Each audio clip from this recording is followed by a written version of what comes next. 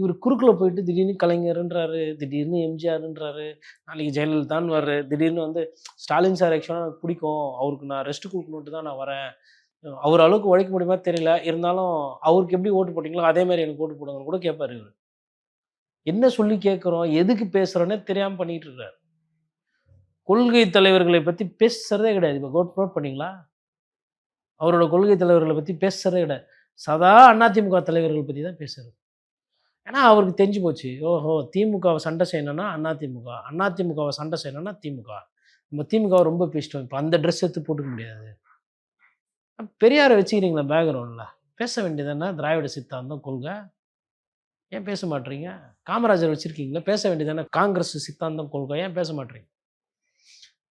He is getting exposed day by day. அவருக்கு வந்து இந்த இந்த பிரச்சாரத்துக்கும், இந்த கட்டமைப்புக்கும் நம்மளால ஆட்சி பிடிக்க முடியாதுன்றது தெரிஞ்சதுனால, 2வது பிரதான கட்சியா இருக்கிற அதிமுகவ மாற நினைக்கிறார். சந்திரமுகியா மாறுறாரு, சந்திரமுகியா டான்ஸ் ஆடுறாரு, சந்திரமுகியா பாவனை பண்ணுவார், சந்திரமுகியா ஓட்டு கேட்பாரு. அப்ப ரஜினி ரசிகர் லக லக லக லகன்னு வந்து ஆட்டத்த கழிச்சு விட போறோம். இதெல்லாம் நடக்கும் பாருங்க. நம்ம பேசுற ஒரு சில விஷயங்கள்லாம் போயிட்டு இருக்குது. வேட்டையன் வருவாப்புல. இப்பல்லாம் வேட்டையன் வீட்ல போயஸ் கார்டன்ல இருக்கிற மாரி தானே நெனச்சுட்டு இருக்கீங்க. ஒவ்வொருத்தரும் எப்படி விஜய், நீ விஜய், நீ விஜய், நீ விஜய்ன்னு போது, நீ அஜித், நீ அஜித், நீ அஜித், நீ விஜய், நீ விஜய், நீ விஜய், நீ சிவகார்த்தி, நீ சிவகார்த்தி, நீ சூர்யா, நீ சூர்யா, நீ சூர்யா எல்லாம் வருவாங்க. வேட்டையன் எல்லாம் வேட்டை ராஜா வெளில வந்தோனே, சந்திரமுகிக்கு பேய ஓட்டி, சந்திரமுகிய கங்காவாக்கி திருப்பி சினிமா துறைக்கு குடுத்துருவாங்க. இது நடக்கும் பாருங்க. இது நடக்கும். ஏன்னா, அரசியல் ரீதியா நீங்க வந்தப்ப கேள்வி கேட்டீங்க. நானும் யோசிச்சு பார்த்தேன். நான் நெறைய புஸ்தகங்கள்லாம் இதெல்லாம் யோசிச்சு பார்த்தேன். இந்த மாரி ரெஃபரன்ஸ்லாம் இல்ல.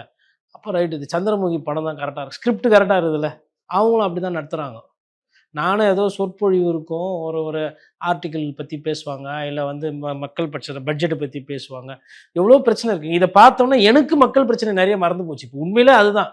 காலையில இருந்து நான் எப்பயுமே மக்கள் பிரச்சனைனா ஒரு 15 பிரச்சனைய என்னால மனப்பாடமா சொல்ல முடியும். அவங்களோட ஜிஎஸ்டி பாதிப்புலேருந்து ஆரம்பிச்சு, பரந்தூர்லேருந்து, நெல்லு பிரச்சனைலேருந்து, இன்னைக்கு இப்ப பொங்கல் போனதுக்கப்புறம் ஒரு சில இடத்துல வந்து டெல்டால வந்து கொள்முதல் பண்றதுல சிக்கல் இருக்காம். இத காலையில பார்த்தோம்னா அதெல்லாம் மறந்து போச்சு.